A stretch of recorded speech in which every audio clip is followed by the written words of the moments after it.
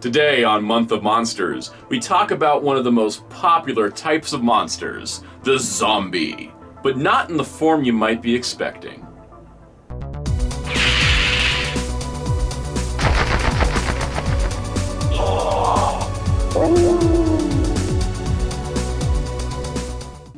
Hello, this is Soundout here, and welcome back to Month of Monsters. Today on Day 8, we're doing our first Wildcard Weekend episode. These are going to be for monsters that don't get an entire themed week to them, and that is what's kind of unique about them.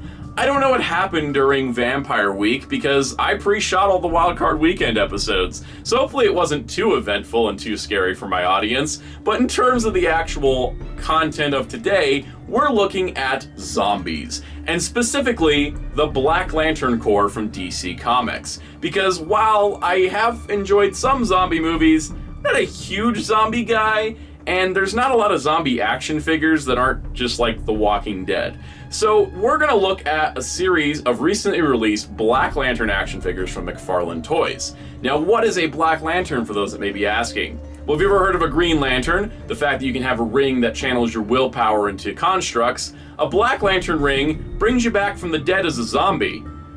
It's kind of grisly. In fact, the event from 2009 known as Blackest Night by Jeff Johns and Ivan Rice is all about bringing back dead heroes and villains as Black Lanterns under the control of Nekrom, the Lord of the Dead. And what's really kind of fun about this is that you get some characters coming back that have been dead for many years, some that die in the event itself, but there's a wide range of variety of Black Lantern designs that can translate into action figures. And the four today you'll see have a different approach to each of them. And what's kind of neat about the Black Lantern Corps is that it also was a great way to bring people back to life in the DC universe, because if they were a Black Lantern, they could be purified with a White Lantern ring, and they could come back, which was a nice way to bring a few characters back that probably shouldn't have been dead in the first place. But in terms of the actual Black Lantern designs, we'll be taking a look at Superman, Batman, Deathstorm, and the leader of the Black Lanterns himself, Nekrom. So first we're going to take a look at Nekrom, leader of the Black Lanterns, and released as a standalone Megafig in McFarlane's DC Multiverse line in 2022. Looking quite impressive, the details on Nekrom showed a decayed body, but a powerful one.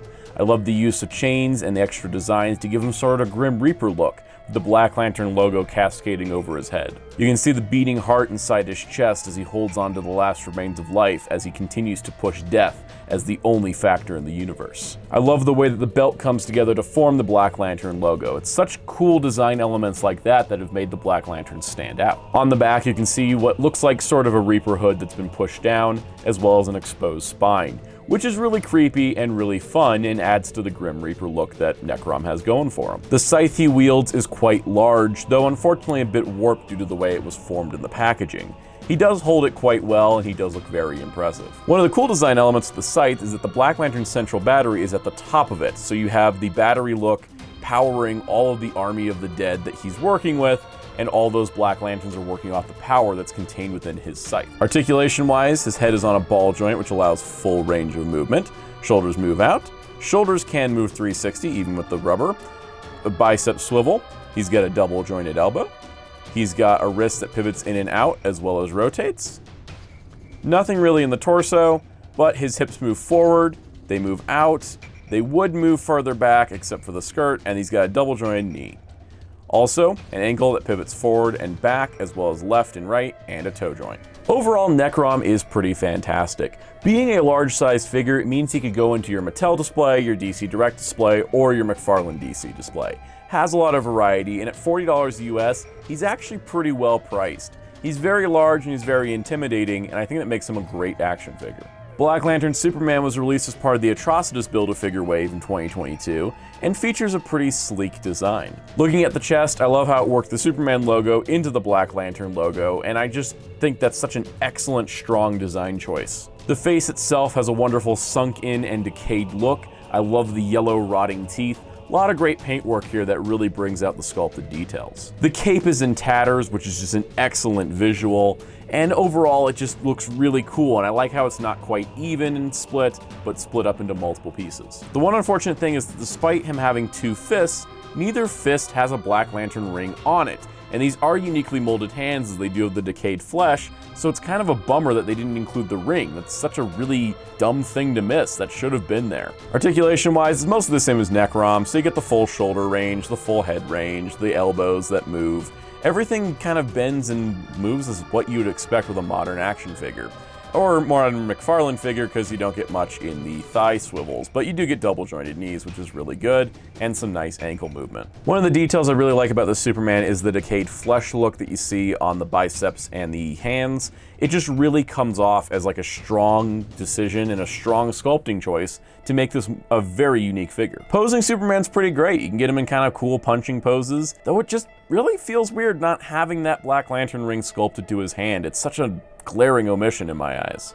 Next up, we have the Black Lantern Deathstorm, who is essentially a Black Lantern Firestorm. He was part of that same atrocious Build-A-Figure wave that Superman was. Looking at the head sculpt, the way that the skull is molded into the fire of the flames of the head just looks fantastic. He's sinister, he's menacing, he's incredibly well detailed and painted. Looking at the chest design, yet again they worked in the Black Lantern logo with the Firestorm logo, so you have a nice mixture of things. There also is a decayed flesh sort of look going on with the torso and the arms that's really cool. This sort of design continues to the back, where you can sort of see that the flesh is starting to collapse and concave in, and that's really impressive. He also includes a lantern accessory, which is fully silver, which just looks a little strange, but I guess it works. Overall, Deathstorm looks great. He has a molded Black Lantern ring, unlike Superman, and his open hand plus combination of holding the power battery is really, really cool, and I think he just came off looking really sharp. Our last zombie we're looking at today is Black Lantern Batman,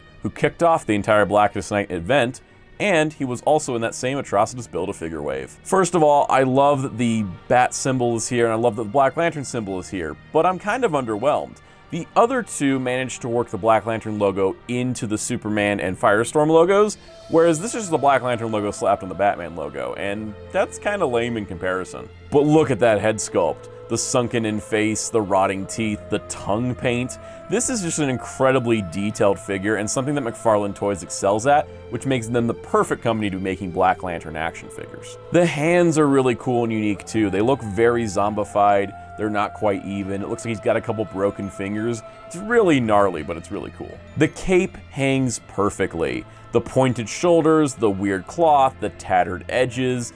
It just looks really great. And posing this guy just turns out great. As you can see, he has the same articulation as the other figures, and he can actually pull off some really great poses. Hunched over, kind of limping, looking very zombie-like. This Batman, he's kind of creepy. So overall, all four Black Lanterns look really great together. Nekrom towering over all of them is just fantastic, and each of them is unique in their own ways. I love the way that they look together as a group, and while I wasn't like a huge fan of Black Lanterns as a concept, I'm not a huge zombie guy, I wouldn't mind owning more Black Lantern figures if they were going to be this cool. So that does it for this episode of the Wildcard Weekends on Month of Monsters. Stay tuned for tomorrow because we're going to be doing something non-toy related. In fact, it's going to kind of tease what will be coming up through the rest of this month. So you don't want to miss it. Check it out tomorrow.